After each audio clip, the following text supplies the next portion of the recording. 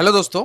REC limited का quarter 4 result आ चुका है। देख सकते हैं आज प्राइस के अंदर 1.14% का गिरावट देखने को मिला और प्राइस अभी 373 रुपीस पे चल रहा है।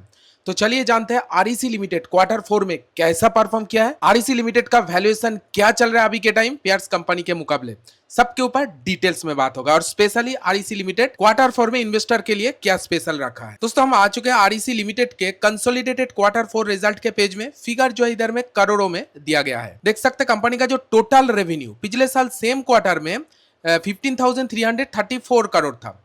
रेवेन्यू के अंदर गिरावट 5% गिर गया है, रेवेन्यू गिर के 14,564 करोड़ हुआ है। क्वार्टर ऑन क्वार्टर बेसिस भी रेवेन्यू के अंदर 3% गिरावट, पिछले क्वार्टर में यही रेवेन्यू 15,051 करोड़ था। मतलब टोटल रेवेन्यू के अंदर ना क्वार्टर ऑन क्वार्टर ग्रोथ आया है ना ईयर ऑन ईयर ग्रोथ आया है। टोटल एक्सपेंस के बारे में बात करूं, बिजनेस को चलाने में कितना खर्चा हुआ है। पिछले साल खर्चा जो हुआ था 9,858 करोड़ का टोटल खर्चा हुआ था। इस बार खर्चा बढ़ गया है, सेल्स नहीं आया है, सेल्स के अंदर कोई भी ग्रोथ नहीं है, खर्चा 3% बढ़ गया है। खर्चा बढ़ के 10,169 करोड़ हो गया है। क्वार्टर ऑन क्वार्टर भी खर्चा 3% इधर में इंक्रीज हुआ है, जबकि 3% quarter on quarter basis sales से डिक्रीज हुआ है। ठीक है, 9,904 करोड़ से खर्चा बढ़ के 10,000 करोड़ हो गया है। मतलब सेल्स बिजनेस कम हुआ है इस बार, लेकिन खर्चा कंट्रोल नहीं कर पाया, खर्चा बढ़ गया है। तो ओवरऑल टॉप लाइन जो ग्रोथ रहा है आरईसी लिमिटेड का कुछ भी खास देखने को नहीं मिला है। क्वार्टर 4 में कुछ भी ग्रोथ नहीं आया है बिजनेस के अंदर। नेट प्रॉफिट की अगर मैं बात करूं, नेट प्रॉफिट के अंदर और भी तबाह तबाह हो गया। ठीक है, नेट प्रॉफिट देखिए 22% गिरावट ईयर ऑन ईयर बेसिस देखा गया है। पिछले साल सेम क्वार्टर में कंपनी का net profit more than 4,300 crore था। इस बार नेट प्रॉफिट गिर के 3,375 करोड़ रह गया है, 22% गिरावट। क्वार्टर ऑन क्वार्टर बेसिस भी 17% गिर गया है नेट प्रॉफिट, 4,052 करोड़ था पिछले क्वार्टर में। इस बार देख ही सकता है इस क्वार्टर 4 में ना टॉप लाइन में ग्रोथ आया अच्छा, ना बॉटम लाइन में ग्रोथ आया, इसीलिए ईपीएस के अंदर भी लगातार गिर गया है। 22% ईयर ऑन ईयर गिरावट ईपीएस के अंदर, क्वार्टर ऑन क्वार्टर भी ईपीएस गिर गया है, 18% गिर गया है। ओवरऑल इंक्लूडिंग आरईसी लिमिटेड का क्वार्टर 4 का रिजल्ट अच्छा नहीं आया है, इधर में साफ साफ क्लियर हो जाता है। लेकिन इन्वेस्टर के लिए इसके बीच थोड़ा बहुत पॉजिटिव न्यूज है, क्योंकि देखिए रिकमेंड डिविडेंड, फाइनल डिविडेंड का भी अनाउंसमेंट किया है।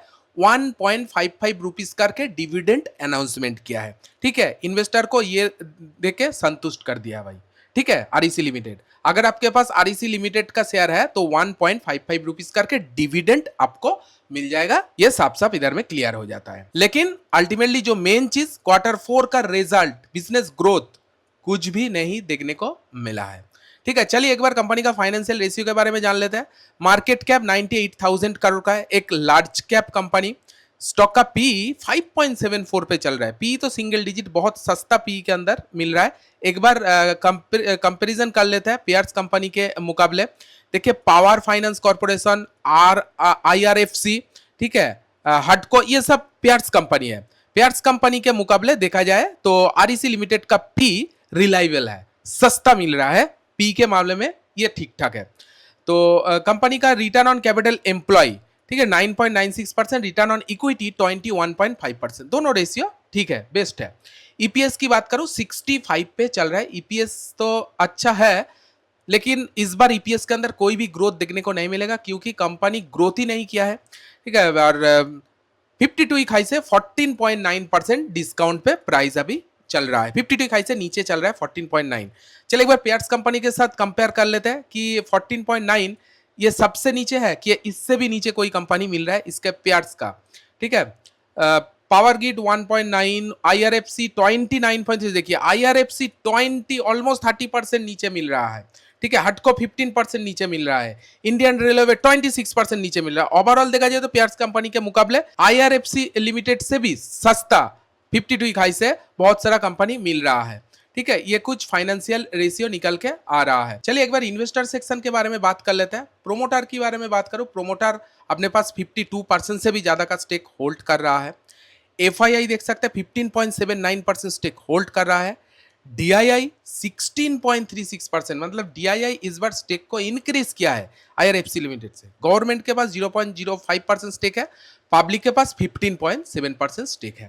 तो ये कुछ फाइनेंशियल रेशियो REC लिमिटेड के बारे में। कंपनी का पास्ट परफॉर्मेंस देख लेते हैं, प्राइस एक्शन क्या चल रहा है। पिछले 5 दिन की बात करूं तो 2% का गिरावट, पिछले एक मंथ में 22% का पॉजिटिव रिएक्ट किया है प्राइस ने, पिछले 6 मंथ में भी 1.30% का पॉजिटिव रिएक्ट किया है, पिछले एक साल में 13% का गिरावट।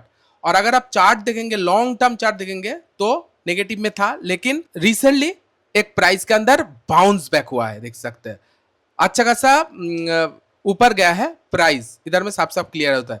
मतलब लॉन्ग टर्म ट्रेंड अभी भी इतना ज्यादा पॉजिटिव नहीं है, लेकिन शॉर्ट टर्म ट्रेंड अगर आप देखेंगे थोड़ा बहुत पॉजिटिव है, लेकिन अभी भी कंसोलिडेट कर रहा है प्राइस, इधर में यही दिख रहा है। ये कुछ प्राइस एक्शन REC लिमिटेड के अंदर।